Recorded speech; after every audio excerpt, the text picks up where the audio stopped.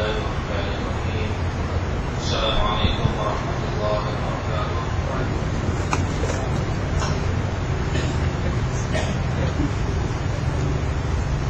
الحمد لله والصلاة والسلام على رسول الله وعلى آله وأصحابه أجمعين.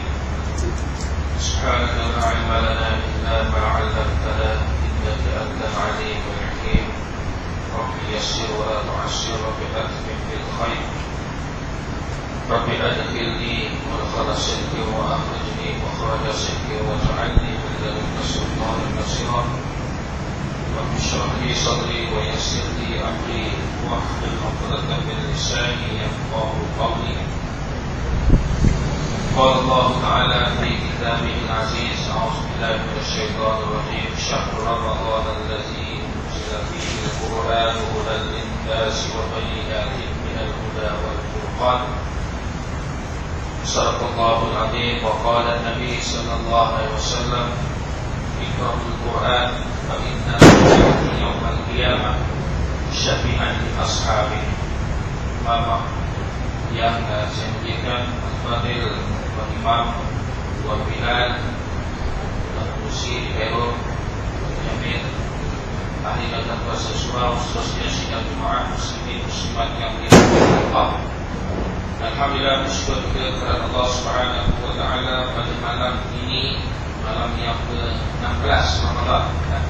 Malam ke-16 Ramadan dapat kita sama-sama berhimpun untuk menunaikan solat tarawih sebentar lagi insyaAllah, dan seterusnya kita susuli zikir. Dan hampir kita kepada 17 Ramadan ini, saudara jemaah sekalian, yang mana kita menyambut sambutan nuzulul Quran, penurunan Al-Quran. Dan itulah yang akan saya bincangkan bersama-sama, hikmah penurunan Al-Quran daripada Allah kepada Rasulullah, dan sebagai mukjizat yang teragung buat Nabi SAW yang perlu kita jadikan sebagai panduan hidup. Sebagaimana yang saya bacakan ayat di awal ucapan tadi, Allah sebutkan syahrul Ramadan alladzi unzila fihi al-Quran hudan lin-nas wa bayyinatin minal huda wal furqan, yaitu yang menyatakan makrumnya bulan Ramadan, yaitu yang berlaku di dalamnya unzila fihi al-Quran, bulan yang diturunkan padanya Al-Quran. Apakah tujuannya? Hudan lin-nas, sebagai petunjuk kepada manusia, wa bayyinatin minal huda, wa bayyinatin minal huda wal furqan, dan merupakan penjelas bagi petunjuk itu serta merupakan pembeza antara yang hak dan yang batil. Tinggal ayat. Dan itu juga yang diingatkan Nabi sallallahu alaihi wasallam dalam hadis sahih, Iqra'ul Quran fa innahu ya'ti yaumal qiyamah syafi'an li ashabi. Yang mana maksudnya, bacalah kamu akan Al-Quran. Sesungguhnya Al-Quran itu, kata Nabi, akan datang pada hari kiamat sebagai syafaat kepada pembacanya. Maka sebagai jemaah yang dirahmati Allah, keberkatan Al-Quran yang diturunkan di dalam Ramadan itu yang sewajarnya kita rebutkan dengan sebaik mungkin. Dalam suasana kita dah masuk ke masa nisfu Ramadan, separuh Ramadan, malam ke-16 Ramadan, maka menunjukkan baki Ramadan itu separuh lagi. Dan kita akan meninggalkan Ramadan dalam masa tak lama lagi yang banyak di dalamnya kelebihan-kelebihan yang telah pun saya bincangkan sebelum ini. Dan antara salah satu kelebihan perkongsian malam ini ialah bagaimana yang menyatakan Allah menurunkan Al-Quran sebagai satu mukjizat yang teragung kepada Nabi, dan juga sebagai panduan dan renungan kita bersama. Dan kalau kita amati penurunan Al-Quran itu yang jauh, jarak penurunannya lebih kurang 23 tahun. 23 tahun, iaitu bermula ayat pertama Allah turunkan kepada Rasulullah Iqra' surah Al-Alaq, 5 ayat pertama surah Al-Alaq. Iqra' bismi rabbikal ladzi khalaq. khalaqal insana min 'alaq, iqra wa rabbukal akram, alladzi 'allama bil qalam, 'allamal insana ma lam ya'lam. 5 ayat pertama yang Allah turunkan kepada Rasulullah di Gua Hira, wahyu yang mana Nabi ketika itu berumur 40 tahun dan wafatnya Nabi 63 tahun. Maka dalam tempoh itulah 23 tahun. Ada juga ulama sebut 22 tahun, 2 bulan, 22 hari. Ada juga pendapat yang menyatakan begitu. Yang jalan paling mudah 23 tahun lah. Daripada 40 tahun umur Nabi, mendapat wahyu pertama sampailah Nabi wafat 63. Dalam tempoh itu penurunan Al-Quran secara berperingkat-peringkat kepada Nabi yang disampaikan kepada sahabat-sahabat ketika itu, dan tatkala ini menjadi rujukan kepada kita. Kalau di Selangor sebelum ini 17 Ramadan cuti Selangor. Saya ingat wilayah pun start cuti tahun. Ada juga. Saya pun baru dapat WhatsApp start cuti 17 hari bulan Ramadan. Maknanya hari Selasa ni cuti. Maka cuti jangan tidur yang semula. Cuti ni tadi pula esok ada final World Cup ke? Betul? Tadi pula pukul berapa mainan? Pukul 4. Awak saya rasa pukul 3 Ustaz biasa mainan. Saya lagi tahu Brazil lawan pukul 4, final pukul 3 awal sejam. Maka ada juga pendakwah yang menyatakan jangan tengok bola. Ada juga kata tak tengok lah, tapi jangan abaikan perintah Allah. Kalau tanya saya, agak-agak mana? Tengok lah. Kalau nak tanya saya, susah juga nak jawab. Itu yang halal ke haram? Halal tu tidak, haram tu tidak. Halal jangan tengok. Kebanyakan menyatakan haram tengok untuk pagi tu. Tengoklah selepas pagi. Kan ada ulangan, tapi kita tak satu tengok ulangan dah rasi. Kita nak tengok yang fresh juga. Sebab kalau Nabi dah berlakunya dalam Ramadan itu perkara yang melalaikan lawa, maka Nabi pun akan marah. Sebab keberkatan Ramadan itu yang pernah saya nyatakan itu pertama dahulu adalah Syahrul Mubarak Azim. Syahrul Azimul Mubarak, bulan yang agung, yang hebat, Nabi diberkati.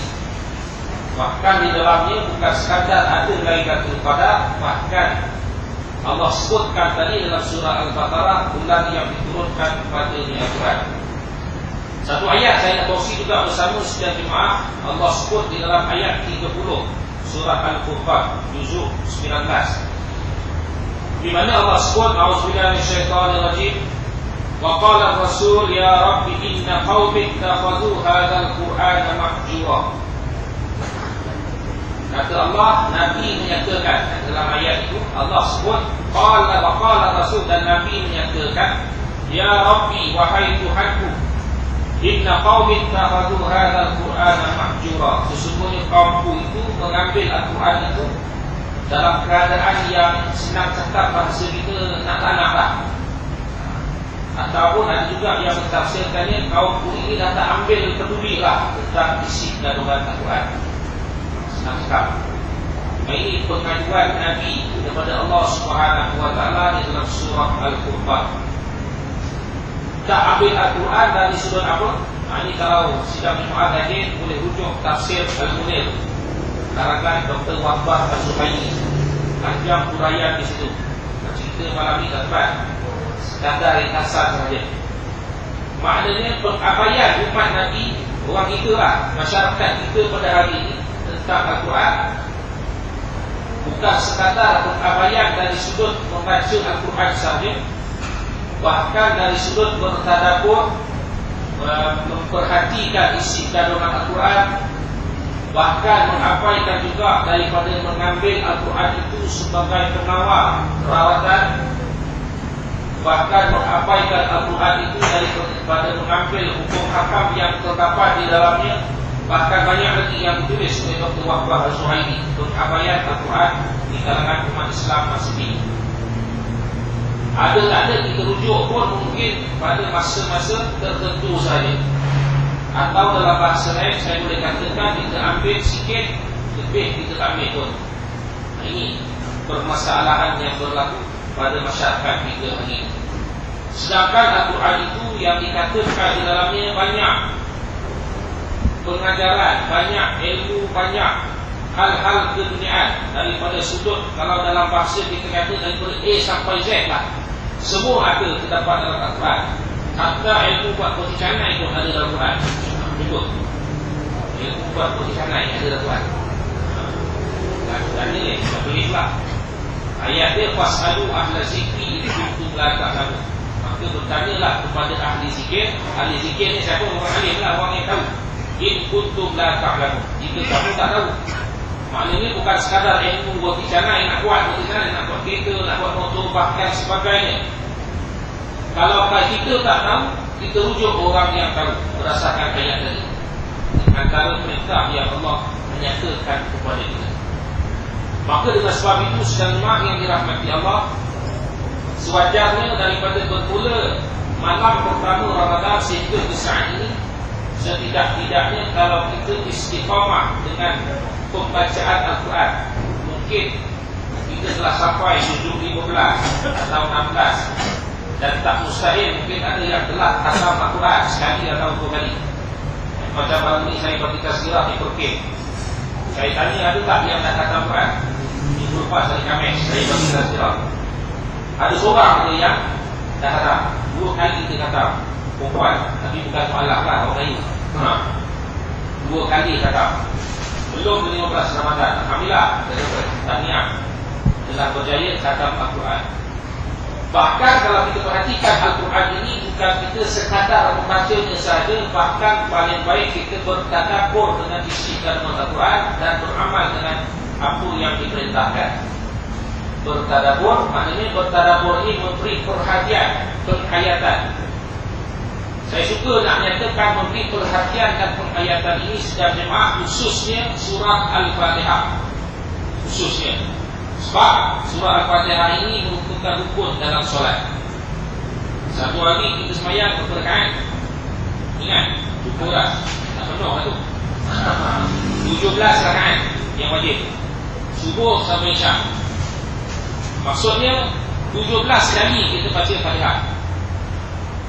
Hidup dah 40 tahun, faham tak mana surah Fatihah? Tak, aku tak tahu, kalau ditanya lah. Betapa ruginya kita.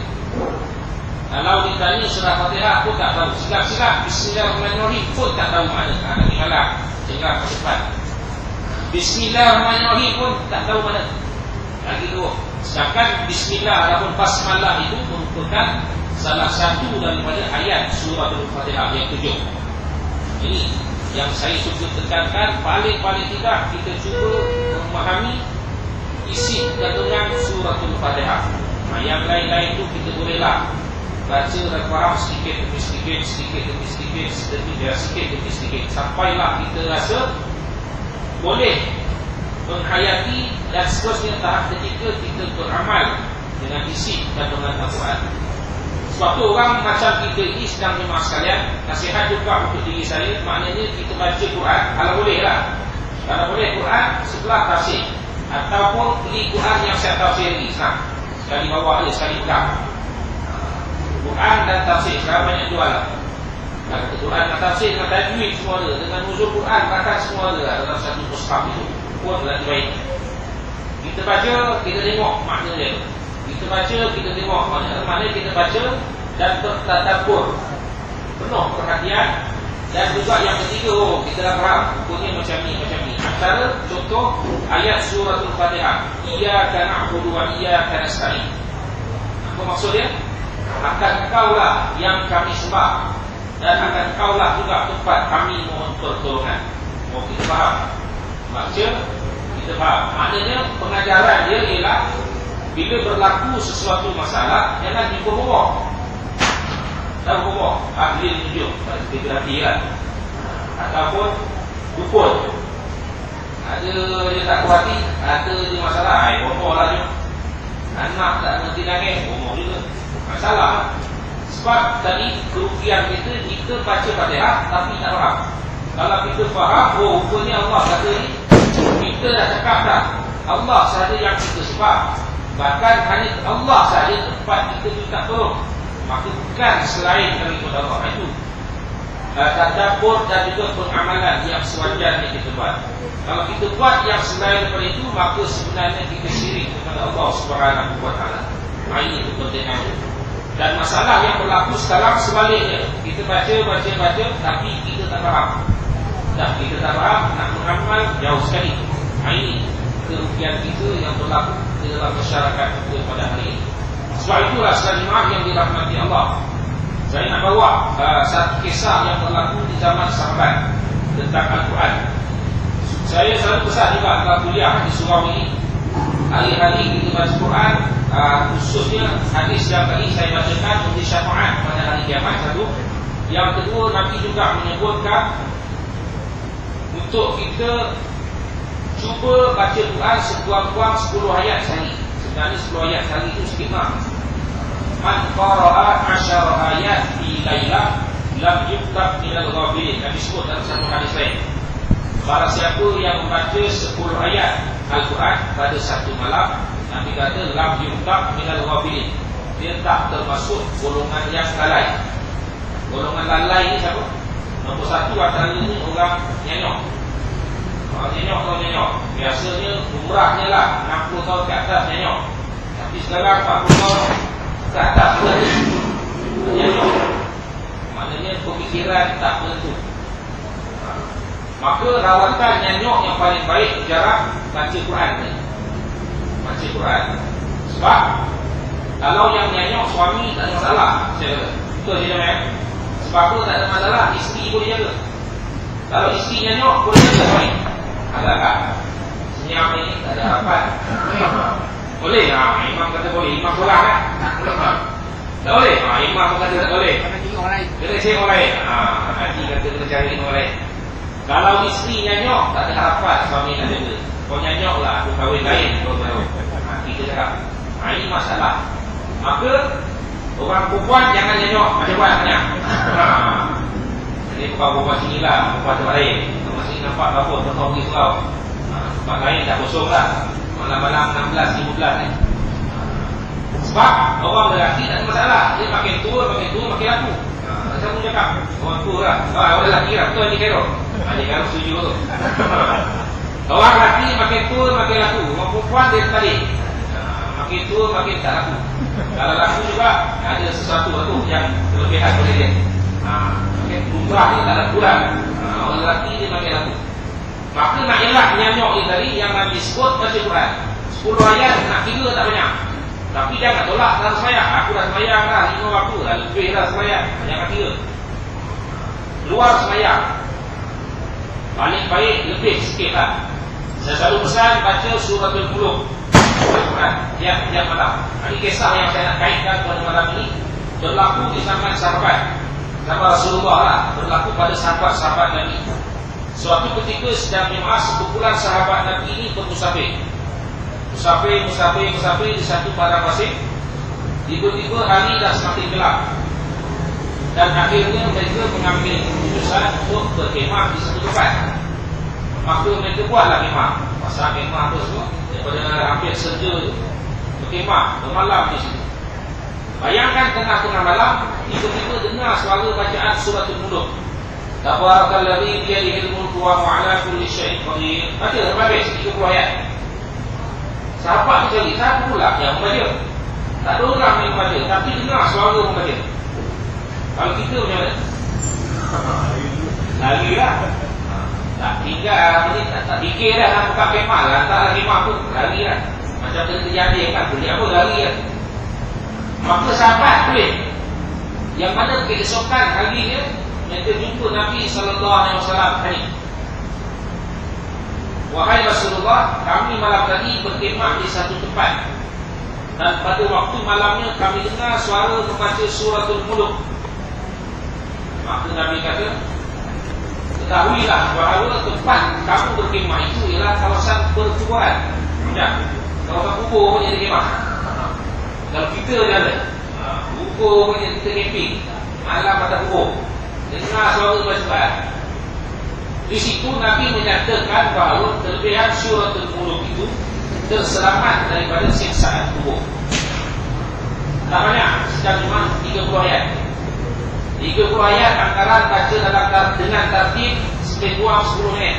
Kalau dengan taranum setengah jam tak habis. 30 ayat 10 minit lah bacaan tertib, bacaan imam biasa. Selesai masalah. Tapi kalau tak tahu langsung memang tak bunyi. Dalam macam piramidi pada surat budak labuk merdeka bilang wah itu tulisan kecil sangat tak nampak, tak bunyi langsung. Sebenarnya jahil, tak kerti baca. Maka tak kerti baca kena belajar. Tak ada masalah belajar. Di surau ni pun saya nak ramai orang alim. Imam ada, Bilal ada, Haji Khairul, Musibun ada, boleh tanya, rujuk belajar. Maknanya balik kepada kisah sahabat tadi sedang jemaah, kepentingan membaca Al-Quran, terutama kelebihan surah Al-Mulk itu yang Nabi sebut selamat daripada siksaan kubur. Bahkan dalam satu hadis lain disebutkan makhumnya Nabi kata kalau boleh biarlah surah Al-Mulk itu berada pada hati setiap orang beriman. Maksudnya hafallah surah Al-Mulk itu maksudnya. Tak hafal tu contoh baik. Maksud bila kita baca hari-hari sedang maaf, walaupun mungkin kita tak niat nak hafal, mungkinlah hari-hari baca tiap-tiap malam. Rasa-rasa setahun boleh ingat tak? Tanpa melihat lumrahnya boleh. Lumrahnya macam kita baca Yasin tiap-tiap malam Jumaat, kita baca daripada kita kanak-kanak sampai akhir balik remaja, dewasa dan tua. InsyaAllah rasanya tak ada Yasin pun layout kita boleh baca. Kalau belajar tak ada masalah. Secara spontan orang kata akan ingat sebab telah menjadi satu rutin mingguan bacaan Yasin. Bayangkan kalau hari-hari kita baca surah Al-Mulk, maka ini antara kelebihan yang suka saya berkongsi rentetan daripada turunnya Al-Quran. Dan dalam 114 surah itu sedang maaf, kita sewajarnya melazimi dan menganggap Al-Quran ini sebagai santapan rohani kita. Ini kita kena ada keazaman. Keazaman bagaimana saya ingat khutbah Jumaat baru dibuat tentang Al-Quran. Ketika itu tentang Al-Quran, tentang kepentingan Al-Quran, yang mana poin dalam khutbah Jumaat baru ini dinyatakan kita sewajarnya bukan sekadar membaca Al-Quran, bahkan kita mengaplikasikan Al-Quran itu di dalam kehidupan kita seharian. Bapa saya contoh di Negeri Johor, maksudnya bukan lagi pun budaya membudayakan Al-Quran, membaca Al-Quran setiap lepas mayang ke kita tahu. Setiap lepas mayang ke setiap hari lepas subuh dibaca 10 ayat pada setiap kali. Saya ingat setiap lepas mayang 10 ayat. Imam baca, Bilal terjemah tafsir. Imam baca, Bilal terjemah tafsir. Sambung lagi sampai boleh kata. Tapi 10 ayat nanti tak banyak mana pun. Sampai hadis Nabi tadi pada 10 ayat. Tak ada masalah. Kalau kita aplikasikan dalam kehidupan kita, yang saya katakan tadi, jadikan dia sebagai santapan rohani. Umpama kata santapan jasmani kita makan nasi. Kita puasa kali ini tadi, tempoh lebih kurang 13 ke 14 jam. Bagaimana suasana kita nak berbuka makan nasi, kita rasa macam nak mati, tak makan, puasa dengan. Dan sewajarnya itulah yang kita rasa bila kita tak baca Quran. Apa ni baik? Maknanya nasi kita makan santapan jasmani kita, kekuatan kita. Bahkan Al-Quran kita baca sebagai santapan rohani kita, roh kita, dalaman kita. Sebab apa inilah yang kita nak bawa nanti. Yang Nabi sebut syafi'an li ashabi, memberi syafaat kepada orang yang membaca. Tetapi kalau dalam kehidupan kita, kita semayang berkurang, baca Quran lagi kurang, silap kurang, tak baca, tiba-tiba mati. Apakah amal soleh yang kita nak bawa bertemu Allah SWT? Ini yang suka saya ambil kesempatan berturunan Al-Quran di bulan Ramadan ini untuk kita sentiasa memperbanyakkan tilawah Al-Quran, bertadarus baca. Kita mungkin tak sempat bertadarus di surau, mungkin kita boleh bertadarus sendiri di rumah. di pejabat, di tempat kerja, ataupun di mana-mana yang kita rasa sesuai untuk kita baca Al-Quran, kita lazimkan pembacaan Al-Quran. Sebab sedang jemaah Nabi dah sebut dah, setiap huruf dalam Al-Quran itu ada dia punya darjat ataupun dia punya fadilatnya. Maka Nabi kata, aku tak menyatakan alif lam mim itu satu huruf, bahkan alif harf, walam harf, wa mim harf. Kita baca alif lam mim saja dah dapat 3 huruf, dan ada 30 dia punya kelebihan fadilat daripada baca Al-Quran. Bayangkan bagaimana kalau surah Al-Fatihah 7 ayat itu yang berapa banyak huruf yang terdapat di dalamnya yang kita boleh baca selalu. Sebab itu sedang yang dirahmati Allah, dalam bulan Ramadan ini kelebihan selain daripada kita memperbanyakkan qiyamul lail, kita membanyakkan juga dalam proses qiyamul lail itu dengan bacaan Al-Quran, selain daripada kita solat tatawuf yang saya sebutkan lepas, sembahyang sunat. Kita aplikasikan dalam kehidupan kita dengan pembacaan Al-Quran yang dilebihkan, walaupun mungkin telah selesai bulan Ramadan. Sebab tarbiyah pendidikan dalam Ramadan itu membawa kita kepada keluar bulan Ramadan. Umpama kata kita sebagai suami, terutamanya sedang rumah, Allah sebut dalam Al-Quran, ya ayyuhallazina amanu qu anfusakum wa ahlikum nar. Wahai orang-orang yang beriman, peliharalah diri kamu dan ahli keluarga kamu daripada api neraka. Allah suruh pelihara diri kamu dan ahli keluarga. Maksudnya siapakah jadi pemimpin keluarga? Kita lah yang lelaki. Kita cuba mewajibkan keluarga kita untuk membaca Al-Quran hari-hari. Paling tidak tadi hadis Nabi 10 ayat. Tiap jam lepas maghrib ke isyak kita kumpul. Ayam, anak-anak semua kita kumpul, kita baca Quran. Suami baca, isteri terjemah. Ataupun boleh juga suami baca, suami terjemah. Rujuk tafsir tadi. Ceritakan. Selepas itu mungkin implikasi ataupun moral of the story ayat 10 ayat yang kita bacakan tadi, terutama untuk renungan anak-anak kita sebagai panduan penghidupan kita seharian. Ini kita sewajarnya kita lakukan kepada ahli keluarga kita. Sebab itulah sedang jemaah sekalian, kalau kita rujuk pada banyak kisah-kisah sahabat, antaranya kisah yang sangat masyhur berlaku kepada Abdullah bin Mas'ud. Berlaku kepada Abdullah bin Mas'ud, suatu ketika didatangi seorang lelaki lalu bertanya, apakah sebenarnya yang patut aku lakukan tatkala aku ini merasa hilang ketenangan jiwa? Maksudnya tidak tenteram, gundah gulana, rasa kalau orang barat mungkin nak bunuh diri, rasa tidak aman, tidak seronok dalam mengarungi kehidupan hidup. Tak kala lelaki itu bertanya kepada Abdullah bin Mas'ud, Abdullah bin Mas'ud sedang jemaah menjawab pertanyaan lelaki itu, sewajarnya kau melakukan 3 perkara di dalam menghadapi suasana itu. Apa dia? Yang pertama, itulah yang ditekankan tadi, iaitu banyakkan membaca Quran. Banyakkan membaca Al-Quran. Bacalah Al-Quran itu sebanyak mungkin. Pertama, kalau tak boleh nak baca Quran, misal kata tadi jahil, tak pandai, nak mendapat ketenangan jiwa, kata Abdullah bin Mas'ud, yang kedua ialah dengar orang baca Quran. Kita pandai nak baca, dengar. Sekarang saya ingat CD, DVD banyak dah Al-Quran yang dijual. Kalau rasa tak ada duit, download free je kat internet. Apa kata, pasang dekat kereta, dengar Al-Quran. Kalau dengar Al-Quran pun tak boleh, permen kepala. Maka yang ketiga, kata Abdullah bin Mas'ud, rajin-rajin tak mendengar kuliah ataupun ceramah agama untuk mendapat ketenangan jiwa. Yang kami sebut ceramah agama, program-program agama itu sebagai taman syurga. Kau dah turun di biar jannah, taman syurga. Kalau tak tenang juga, berbulu tengok orang yang pergi ceramah, aku nak buat, maka step yang seterusnya, kata Abdullah bin Mas'ud, mintalah kepada Allah hati yang lain. Hati itu bukan hati nurani. Maksudnya apa? Hati kita dah rosak. Ibarat enjin kita pakai apa, 10 tahun, 20 tahun, akhirnya dia bela. Start tak hidup. Antara pemain ini kena Allah. Ibarat macam itulah. Enjin kena Allah, maka hati kita pun kena Allah lain. Tapi jangan minum klorok, takut. Salah faham lah, air minum klorok lah. Nak menyucikan tadi, jangan.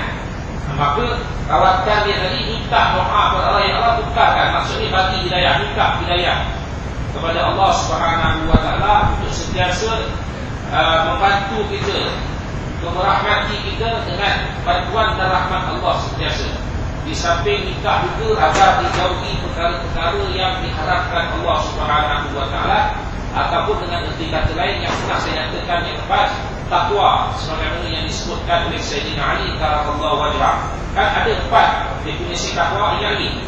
Lupa dah kot. Dah minggu hari pun dah lupa.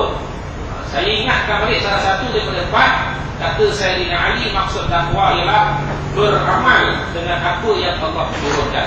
Apa dia? Al-Quran. Sehingga satu tahap sidang jemaah saya berikan sebagai kesimpulan. Suatu ketika seorang ulama sufi yang bernama Ibrahim Adham didatangi oleh seorang lelaki bertanya, wahai Ibrahim Adham, kenapakah aku selalu berdoa kepada Allah Subhanahu wa ta'ala, tetapi ku rasakan doa-doa aku itu tidak mustajab? Kata seorang lelaki kepada Ibrahim Adham. Ibrahim Adham ini salah seorang daripada ulama sufi, orang tasawuf. Maka apa kata Ibrahim Adham? Sesungguhnya antara faktor yang menyebabkan doa itu tidak mustajab ada berlaku padanya 10 perkara. Saya nak sebut dalam ini satu je lah. Saya kesimpulan 9 atau 4 tahun. Okay. Apa dia? Salah satu daripada 10 itu ialah kau beriman kepada Al-Quran, tetapi kau tidak beramal dengan isi kandungan Al-Quran. Ataupun kau membaca Al-Quran, tetapi kau tidak beramal dengan apa yang kau bacakan tadi. Okay, daripada 10 faktor, salah satu yang saya petik berkaitan daripada usul Al-Quran itu ialah kau membaca Al-Quran tapi kau tak beriman, tidak beramal dengan apa yang Al-Quran turunkan. Samalah macam kata takwa Sayyidina Ali sebut, perlu beramal dengan apa yang Allah turunkan. Jadi kita tadi lah, tadabbur dan beramal. Baca, tadabbur, beramal apa yang Allah perintahkan. Ini yang perlu kita berikan penekanan di dalam penghayatan Al-Quran. Maksudnya apa yang kita ada tadi lah, saya bagi satu dari contoh tadi, ia akan aku buat, ia akan saya. Allah saja yang kita sembah dan hanya Allah saja tempat kita minta tolong. Jangan kita jumpa bomoh, dukun, ahli nujum dan sebagainya untuk minta tolong dengan Allah Subhanahu wa ta'ala. Itu antara contoh kita punya pembacaan, kita punya penghayatan dan juga kita punya pengamalan kita. Baca segala Al-Quran itu, sebab Al-Quran ini yang Nabi sebutkan tadi untuk syafaat kepada kita kelak di hari akhirat. Dan untuk akhir ini sedang jemaah sekalian, saya nak bawa juga satu hadis sebagai penutup yang mana Nabi SAW sebutkan dalam satu hadis, salatu aswatin yuhibbuhallah, 3 suara yang dicintai Allah. Sautul dik, wasautul ladhi yaqra'ul Qur'an, wasautul mustakbirina bil ashar. Apa 3 suara itu? Yang pertama sautul dikun. Sautul dik, suara ayam jantan. Ayam jantan kan dia berkokok. Dia kedua ke berkokok? Ayam jantan dia berkokok. Kita balik kampung nak raya, dengar suara ayam jantan berkokok. Kita marah, ekor ayam ni berkokok malam-malam, nak tidur pun tak boleh. Rupanya ayam berkokok, suruh kita bangun, dia mulai. Kita marah ayam. Sebab tu Luqman pesan kepada anak dia, wahai anakku, taklah kau bangun sebelum ayam berkokok. Tapi kita ayam berkokok, tak bangun-bangun. Maknanya kita malu dengan ayam sebenarnya. Tapi kita waktu adu poyo je, tak macam mana, dah biasa kan. Tu suara ayam, suara yang dicintai Allah. Sebab dia berkokok itu menunjukkan untuk kita bangun beribadah. Saya nak kaitkan suara ayam ni berlaku zaman Fir'aun. Panjang pula kita. Boleh sambung ni? Sikit ni. 2-3 minit. Zaman Fir'aun dulu, Fir'aun nak menangkap Nabi Musa. Bila masa dia merajak, dia berkata kepada orang-orang dia, kroni-kroni dia, esok pagi-pagi pas ayam berkokok, kita serang hendak Fir'aun. Serang Fir'aun, serang hendak Nabi Musa. Ini yang cakap ni Fir'aun. Kita serang hendak Nabi Musa. Ataupun bunuh Nabi Musa. Maka tak kali itulah ayam tahu dan masa itulah ayam tak berkokok. Betul. Ketika itu Allah memerintahkan ayam untuk tidak berkokok.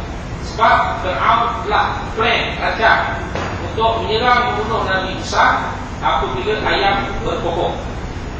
Ketika itu kebetulan hari itu ayam tak berkokok. Bangun lambat Fir'aun.